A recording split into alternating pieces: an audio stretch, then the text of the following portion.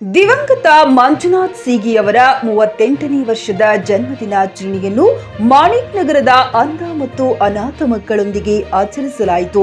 ನಾಗಮಣಿ ಸುರೇಶ್ ಸೀಗಿ ಸುಪುತ್ರರು ದಿವಂಗತ ಮಂಜುನಾಥ್ ಸೀಗಿಯವರ ಐಎಎಸ್ ಕನಸನ್ನ ಕಟ್ಟಿಕೊಂಡವರು. ಸುಮಾರು ಬಾರಿ ಪರೀಕ್ಷೆಯನ್ನ ಬರೆದು ತನ್ನ ಗುರಿ ತಲುಪಿಸಬೇಕೆಂದು, ಆದರೆ 2 ಬಾರಿ ಪರೀಕ್ಷೆಯಲ್ಲಿ ಉತ್ತೀರ್ಣರಾಗಿ ಸಂದರ್ಶನದಲ್ಲಿ ಹಿಂತಿರುಗಬೇಕಾಯಿತು. ನಂತರ 2017ರಲ್ಲಿ ಮ್ಯಾನ್ ಫಸ್ಟ್ ಎನ್ನುವ ಕೋಚಿಂಗ್ ಸೆಂಟರ್ ಪ್ರಾರಂಭಿಸಿ ಸುಮಾರು ಜನರಿಗೆ ಐಎಎಸ್, ಕೆಎಸ್ ಮುಂತಾದವುಗಳಿಗೆ ದಾರಿದೀಪವಾಗಿದ್ದಾರೆ. ದಿವಂಗತ ಮಂಜುನಾಥ್ ಸೀಗಿ ನಮ್ಮೊಂದಿಗಿಲ್ಲ, ಆದರೆ ಅವರು ನೀಡಿದ ಕೊಡುಗೆ ಎಂದಿಗೂ ಅವರ ವಿದ್ಯಾರ್ಥಿಗಳು ನಮಿಸುತ್ತಾರೆ.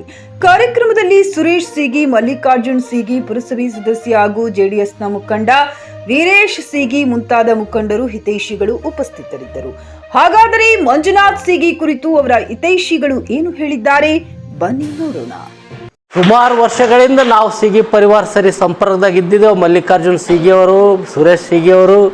ಈ ಪರಿವಾರ ಹಿಂಗಿದೆ, ಇದು ಸಂಸ್ಕಾರಿ ಪರಿವಾರ. ಭಕ್ತಿ ಭಾವನಾ, ದೇವರು, ಶ್ರದ್ಧೆ, ದಾನ ಧರ್ಮ. ಇವ್ರ ತಾಯಿಯವರು, ಇವ್ರ ತಂದೆಯವರು ಬಬಲಾದಿ ಮುತ್ತೆಯರ ಅಪ್ಪರು ಶಿಷ್ಯರು. ಸುರೇಶ್ ಸೀಗಿಯವರು ಬಬಲಾದಿ ಅಪ್ಪರ ಶಿಷ್ಯರು. ಮಲ್ಲಿಕಾರ್ಜುನ್ ಸೀಗಿಯವರು ಇತ್ತೀಚೆಗೆ ಸ್ವಂತ ಮುತ್ತೆಯವ್ರ ಶಿಷ್ಯರಾಗ್ಬಿಟ್ರು. ವೀರೇಶ್ ಸೀಗಿಯವ್ರು ಭೀ ಮಲ್ಲಿಕಾರ್ಜುನ್ ಮುತ್ತೆಯವ್ರ ಶಿಷ್ಯರು. ಹೀಗಾಗಿ ಇದು ಭಾವನಾತ್ಮಕ ಸಂಬಂಧಪಟ್ಟಂಥ ಪರಿವಾರ ಇದೆ. ಈ ಪರಿವಾರದಾಗ ಏನಪ್ಪ ಅಂತಂದ್ರೆ 3 ದುರ್ಘಟನೆಗಳಾದವು. ಮೊದಲು ವಕೀಲ್ ಸಾಬರು ಹೋದರು, ಸೆಕೆಂಡ್ ಶಶಿಕಾಂತ್ ಅವ್ರು ಹೋದರು, ಥರ್ಡ್ ಮಂಜಣ್ಣರ ಹಿಂಗೆ ಹೋದ ಕಲ್ಪನೆ ಮಾಡ್ಕೊಳಕ್ಕೆ ಸಾಧ್ಯ ಇದ್ದಿಲ್ಲ. ಆದರೂ ಏನಪ್ಪ ಅಂತಂದ್ರೆ ಅವ್ರು ಬದುಕಿರು 30 ವರ್ಷ ಬದುಕಿದ್ರು. ಯಾರ್ಯಾರು ಕ್ರಾಂತಿಕಾರಿ ಇರ್ತಾರೆ, ಬಸವಣ್ಣ ನೋಡ್ರಿ 36 ವರ್ಷದಾಗೆ ಎಕ್ಸ್ಪೈರ್ಡ್ ಆದರು. ಸಮಾಜದಾಗ ಹುಟ್ಟಿ ಎಷ್ಟು ದಿವಸ ಬದುಕಿದೆವು ಅಂತಕ್ಕಂಥ ಮಾತು ಇಂಪಾರ್ಟೆಂಟ್ ಇಲ್ಲ, ಎಷ್ಟು ದಿವಸ ಇರಸ್ ತನಕ ನಾವು ಏನು ಕಾರ್ಯ ಮಾಡಿದೆವು ಅಂತಕ್ಕಂಥ ಮಾತು ಉಳಿತದ. ಮಂಜುನಾಥ್ ಸೀಗಿ ಅವರು ತನ್ನ ಜೀವನಾವಧಿಯಲ್ಲಿ ಸ್ವಲ್ಪ ದಿವಸದಲ್ಲಿ ಅನೇಕ ವರ್ಷಕ್ಕೆ 10, 8, 6 IAS IPSಗಳಿಗೆ ಕ್ರಿಯೇಟ್ ಮಾಡಿಬಿಟ್ರು. ಈ ದೇಶ ಸುಧಾರಿಸ್ಲಕ್ಕೆ ಇಂತಿಂಥ ವ್ಯಕ್ತಿತ್ವ ಏನಪ್ಪ ಅಂತಂದ್ರೆ ಅವ್ರು ಹುಟ್ಟು ಹಾಕಿದ್ದಾರೆ. ಹೀಗಾಗಿ ಉಪ್ಪು ಹುಟ್ಟಿತ್ತು ನೀರಲ್ಲಿ, ಉಪ್ಪು ಕರಗಿತ್ತು ನೀರಲ್ಲಿ. ಆನೆಕಲ್ಲು ಬೀಳ್ತಾವೆ ನೋಡ್ರಿ, ಆನೆಕಲ್ಲು ಹುಟ್ಟಿತ್ತು ನೀರಲ್ಲಿ, ಆನೆಕಲ್ಲು ಕರಗಿತ್ತು ನೀರಲ್ಲಿ. ಆದರೆ ಅದೇ ಮುತ್ತು ನೀರಲ್ಲಿ ಹುಟ್ಟಿದ ಮುತ್ತು ಅಮರವಾಗಿ ಉಳಿತು. ಹಂಗೆ ಮಂಜುನಾಥ್ ಸೀಗಿ ಅವ್ರು ಹುಮ್ನಾಬಾದ್ದಾಗ ಹುಟ್ಟರು, ಅವ್ರು ಅಮರರ ಅಂತಕ್ಕಂಥ ಮಾತು ಇಡೀ ದೇಶ ತುಂಬ ಅವ್ರ ಕೈದಾಗ ಕಲ್ತಂಥ ಶಿಷ್ಯರು ಇವತ್ತೇನಪ್ಪ ಅಂತಂದ್ರೆ ಸೇವಾ ಸಲ್ಲಿಸ್ತಾ ಇದ್ದಾರೆ. ವರ್ಷಕ್ಕೆ ಜೀವನ ಕಳೆದೆ, ಇದು ಜೀವನ ಅಲ್ಲ. ನಮ್ಮ ಮುಖದ ಮೇಲೆ ಧೂಳದ, ನಾವು ಕರ್ಣಿದ ಮುಖ ನೋಡ್ಕೊಂಡು ಕನ್ನಡಿನೇ ಒರೆಸ್ತಾ ಇದ್ದೇವೆ ನಾವು. ಜೀವನವೆಲ್ಲ ಅದು ಜೀವನ ಅಲ್ಲ. ಸಾರ್ಥಕ ಬದುಕಬೇಕಾದರೆ ಒಂದು ರಚನಾತ್ಮಕ ಕಾರ್ಯವನ್ನು ಈ ಸಮಾಜದಲ್ಲಿ ಮಾಡಬೇಕಾಗಿದೆ. ಇಂಥ ಕಾರ್ಯವನ್ನು ಮಾಡಿರುವಂಥ ಅನೇಕ ಅವರ ಸ್ಟೂಡೆಂಟ್ಗಳು ಇವತ್ತು IAS IPS ಆಗಿ ಯಾವ ಮಟ್ಟಕ್ಕೆ ಬಂದಿದ್ದಾರೆ ಅಂದರೆ ಈಗಾಗಲೇ ಅವರು ಕಿರುಪರಿಚಯದಲ್ಲಿ ಹೇಳಿದೆ ನಾನು. ಕಾಳಿಂಗೇಶ್ವರ ಸ್ಕೂಲ್ನಾಗ 3 ಸಬ್ಜೆಕ್ಟ್ನಲ್ಲಿ 99 ನಂಬರ್ ತೊಗೊಂಡ್ರು ಅವರು. PUCಯಲ್ಲಿ 3 ಸಬ್ಜೆಕ್ಟ್ನಲ್ಲಿ 99 ತೊಗೊಂಡು ಓವರಾಲ್ ಎಲ್ಲ ಕೂಡಿದಾಗ ಮೋರ್ ದೆನ್ 98% ಏನೋ ಪಾಸ್ ಆಗಿದ್ರು ಅವರು, ಮಂಜುನಾಥ್ ಅವರು. ಅವಾಗ ನಮ್ಮ ಸೀಗಿ ಅವ್ರು ಏನಂದ್ರು, ಮಾದೇವಪುರ ಇವ್ರಿಗೆ ಹಂಗನ ಮಾಡಬೇಕು, IAS ಕಳಿಸ್ಬೇಕು ಅಂದ್ರೆ ಅವ್ರು ತಲೆಗದು ಒಂದೇ ಇತ್ತು. ಇಲ್ಲಿ ಎಲ್ಲೋ ಸ್ಟಡಿ ಮಾಡೋದೇ ಬೇಡ, ಎಲ್ಲೋ ಕಳಿಸ್ಬೇಕು ಮಂಜುನಾಥಾಗ, ದಿಲ್ಲಿಗೆ ಕಳಿಸ್ಬೇಕಂತ ಒಂದು ಟಾರ್ಗೆಟ್ ಅವ್ರದ್ದೊಂದು ಉದ್ದೇಶ ಇತ್ತು ಸೀಗಿ ಅವ್ರು, ನಮ್ಮ ಸೀನಿಯರ್ದು ಮಾಣಿಕಪ್ಪ ಅವ್ರದ್ದು. ಅದ್ರ ಪ್ರಕಾರ ಏನೈತಿ ಅಂದ್ರೆ ಹೋದ್ರು ಅವರು. ಮತ್ತು ಪ್ರೈಮ್ ಎಕ್ಸಾಮಿನೇಷನಲ್ಲಿ, ಪ್ರಿಲಿಮಿನರಿ ಎಕ್ಸಾಮಿನೇಷನಲ್ಲಿ ಸಕ್ಸಸ್ನೂ ಆದರು, ಅದ್ರ ಮೇನ್ ಎಕ್ಸಾಮ್ನೂ ಅಪ್ರೋಚ್ನೂ ಆದರು. ಆದ್ರೂ ಕೂಡ ಏನಂತಾರೆ IAS ಹಿಂಗದ 1 ಸಲ ಆಯಿತು, 2 ಸಲ ಆಯಿತು, 3, 4 ಸಲ IPR ಆಗಿರ್ತಾರೆ. ಅದನ್ನು ನೋಡಿದ್ರೆ ಏನು ಮಾಡಿದ್ರೆ ನಮ್ಮ ಸೀಗಿ ಅವರು 1 ಸಲ ಆಗಲಿ ಪರವಾಗಿಲ್ಲ, 2ನೇ ಸಲ ಅದು ಸಕ್ಸಸ್ ಆಯ್ತಾರ ಅಂತ ಒಂದು ಎಕ್ಸ್ಪೆಕ್ಟೇಷನ್ ಇಟ್ಕೊಂಡಿದ್ರು ಅವರು. ಆದರೂ ಕೂಡ 2 ಸಲ ಪ್ರಿಲಿಮಿನರಿ ಪಾಸ್ ಆಗಿ 2 ಸಲ ಮೇನ್ನಲ್ಲಿ ಅಪ್ರೋಚ್ ಆದಾಗ ಏನೈತ್ರಿ ಅಂದ್ರೆ, ಈಗ ನನಗೊಂದು ನೆನಪು ಬರ್ತದೆ.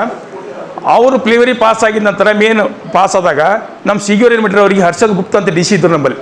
ಹರ್ಷದ್ ಗುಪ್ತಾ ಅವ್ರ ಸರಿ ಹೋಗಿ ಎದುರು ಕುಂತು ಡಿಸ್ಕಸ್ ಮಾಡಿ ಈ ರೀತಿ ನೀವು ಪ್ರಿಪೇರ್ ಮಾಡಬೇಕು ಅಂತ ಅವ್ರು ಗೈಡ್ ಮಾಡಿದ್ರು ಪಾಪ. ಯಾರು? ಹರ್ಷದ್ ಗುಪ್ತಾ ಅವರು. ಅದು ಸಮೇತ ನಮ್ಗೆ ನೆನಪದ. ಆದರೂ ಕೂಡ ಏನೈತ್ರಿ ಅಂತ ಅವ್ರದ್ದು ಬ್ಯಾಡ್ ಲಕ್ ಲೈಫ್ನಾಗ ಏನಿರ್ತದೆ, ಬ್ಯಾಡ್ ಲಕ್ ಭಾಳ ಇರ್ತಾವೆ. ಇವತ್ತು ಯಾವುದು ರಾಜಕೀಯನೇ ಇರಲಿ, ಸೊಸೈಟಿನೇ ಇರಲಿ, ಎಜುಕೇಷನೇ ಇರಲಿ, ಲಕ್ ಅನ್ನೋದು ಬೇರೆ.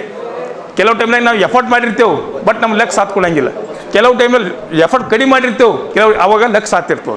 ಆದರೂ ಕೂಡ ಮಂಜುನಾಥ್ ಅವ್ರು ಏನು ಮಾಡಿದ್ರಿ ಅಂತಂದ್ರೆ, ಅವ್ರಿಂದ ಎಷ್ಟು ಮ್ಯಾಕ್ಸಿಮಮ್ ಎಫರ್ಟ್ ಮಾಡಿದ್ರು ಕೂಡ ಕೆಲವು ವಿಷಯದಾಗ ಏನಾದ್ರೆ, ಈಗ ಗೊತ್ತ ನಾವು ನೋಡ್ತಾ ಇದ್ದೇವೆ, ನಾವು ಸಪೋಸ್ ಡಾಕ್ಟ್ರೇ ಆಗಲಿ, ಇಂಜಿನಿಯರೇ ಆಗಲಿ, IAS ಆಗಲಿ, KS ಆಗಲಿ, ಇವನ್ ಪೊಲಿಟಿಕಲ್ ಇನ್ಫ್ಲೂಯೆನ್ಸ್ನು ನೆಸೆಸರಿ ಇದೆ ಕೆಲವು ವಿಷಯದಾಗ.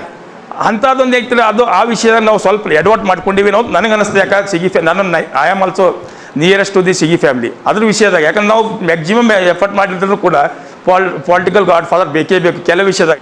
ನಾವು ನೀವು ಇಲ್ಲಿ ಸೇರಿದ್ದು ಮಂಜುನಾಥ್ ಸೀಗಿಯವರ 38ನೇ ಹುಟ್ಟು ಹಬ್ಬದ ನಿಮಿತ್ತವಾಗಿ ಸೇರಿದ್ದೀವಿ.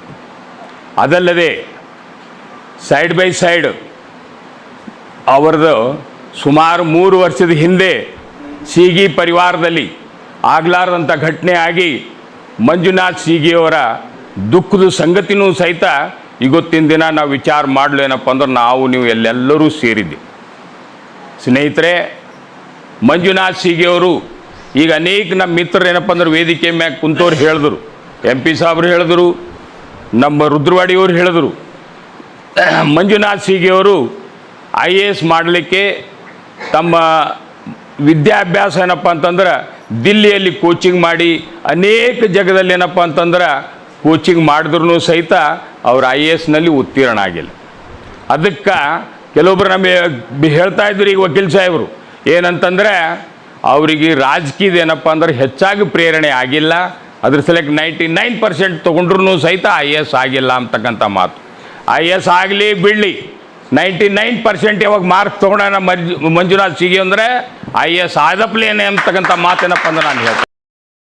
ಗ್ರಾಹಕರ ಸ್ಯಾಟಿಸ್ಫ್ಯಾಕ್ಷನ್ ನಲ್ಲಿ ನಂಬರ್ 1 ತೃಪ್ತಿದಾಯಕ ಶೋರೂಮ್ ನಿಮ್ಮ SP TVS ಶೋರೂಮ್ ನಿಮಗಾಗಿ ತಂದಿದೆ ಹೊಸ ಮಾಡೆಲ್ಗಳ ಹೊಸ ಬೈಕ್ಗಳು, ರೈತರಿಗಾಗಿ ಅನುಕೂಲವಾಗಿರುವ ಸೂಪರ್ ಎಕ್ಸೆಲ್ ಕೂಡ ಲಭ್ಯ. ಹಾಗಿದ್ರೆ ಹಿಂದೆ ಭೇಟಿ ನೀಡಿ SP TVS ಶೋರೂಮ್ ಮಾಲೀಕರು ಲೋಕೇಶ್ RG. ಹೆಚ್ಚಿನ ಮಾಹಿತಿಗಾಗಿ ಸಂಪರ್ಕಿಸಿ 8494951009, ನಾಗಲಕ್ಷ್ಮಿ ದಾಬಾ ಹತ್ತಿರ, ಗುಲ್ಬರ್ಗ.